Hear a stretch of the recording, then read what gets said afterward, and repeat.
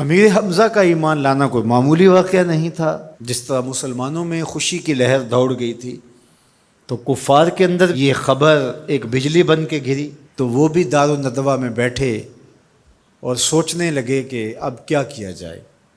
آج ایک حمزہ بن عبد المطلب گئے ہیں، کل کوئی اور چلا جائے گا تو یہ تو طاقتور ہو جائیں گے۔ عمر بن خطاب مجلس میں موجود تھے، کہا تم قصہ چھوڑو، یہ کام میرے ذمہ رہا، میں بانی اسلام کی زندگی کا چراغ ہی بجھا دیتا ہوں۔ روز روز کا قصہ ہی تمام ہوتا ہے، تلوار حمائل کی اور ارادہ قتل سے گھر سے نکلتے ہیں، تقدیر ہنس کے کچھ اور ہی بول رہی ہے۔ سودا لینے کے لیے بازار گئے، سودا لینے کے لیے بازار گئے، ہاتھ اس کے بکے جس کے خریدار گئے۔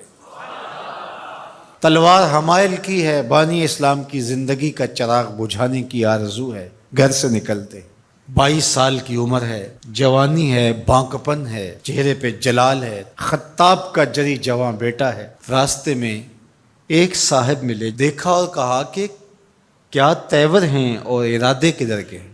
کہا چراغ اسلام بجھانے جا رہا ہوں۔ کہا اس کی روشنی تو تمہارے گھر میں بھی پہنچ گئی ہے۔ پوچھا کیا ماجرا ہے؟ کہا تمہاری بہن فاطمہ بنت خطاب اور تمہارے بہنوئی سعید وہ بھی اس آقا کے غلام بن گئے۔ بس غصے میں بہن کے گھر پہنچتے ہیں اور دروازے کو دستک دیتے ہیں۔ اندر قاری قرآن ان کو قرآن سکھا رہا ہے۔ اہل خانہ سمجھے عمر آئے ہیں اور تیور بھی اچھے نہیں ہیں، قاری کو کہیں گوشے میں چھپا دیا اور دروازہ کھولا۔ دروازہ کھولنے کی دیر تھی کہ بہن پہ ٹوٹ پڑے، مار دھاڑ شروع کر دی۔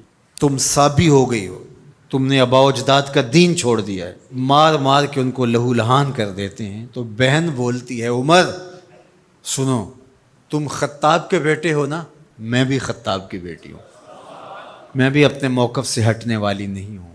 حیرت زدہ ہو جاتے ہیں کہ اس عورت کے اندر یہ بجلیاں کیسے آ گئیں، تو سوچنے لگے اور کہا اچھا جو تم پڑھ رہے تھے مجھے بھی سناؤ۔ کہا تمہیں پہلے غسل کرنا ہوگا۔ عمر بدن دھو رہے ہیں، میرا رب دل دھو رہا ہے۔ اتنے میں قاری قرآن کے ورق لے کے آ گیا اور تلاوت ہوتی ہے، طٰہٰ ما انزلنا علیک القرآن لتشقیٰ، اے 14ویں کے چاند محبوب، ہم نے قرآن اس لیے نازل تو نہیں کیا تھا کہ آپ مشقت میں ہی پڑ جائیں۔ تلاوت ہوتی جا رہی ہے، عمر کی آنکھوں سے آنسو ٹپکتے چلے جا رہے ہیں۔ کہا عمر کی عمر برباد ہو گئی، چلو مجھے حضور کی چوکھٹ پہ لے چلو۔ اللہ اکبر۔ دار ارقم میں حضور تشریف فرما تھے،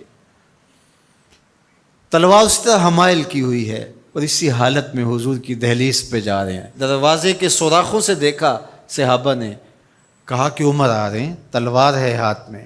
تو حضرت امیر حمزہ نے کہا گھبرانے کی ضرورت نہیں ہے، اگر ارادہ خیر سے آ رہے ہیں استقبال کریں گے، خوش آمدید کہیں گے، بٹھائیں گے، عزت دیں گے، اور اگر ارادہ اچھا نہیں ہے تو اسی کی تلوار سے اس کا سر کاٹیں گے۔ دروازہ کھلتا ہے، عمر حضور کے سامنے آ کے بیٹھتے ہیں اور میرے حضور کہتے ہیں عمر ابھی وہ وقت نہیں آیا کہ تم اسلام لے آؤ، اور یہی وقت تھا عمر کے اسلام لانے کا۔ حضرت عمر کلمہ پڑھتے ہیں، اشہد ان لا الہ الا اللہ وحدہ لا شریک لہ واشہد ان محمدا عبدہ ورسولہ۔ جو ہی عمر کی زبان سے کلمے کی صدا سنتے ہیں صحابہ، اتنے زور سے اللہ اکبر بے ساختگی میں کہتے ہیں مکے کی گلیاں گونج اٹھتی ہیں۔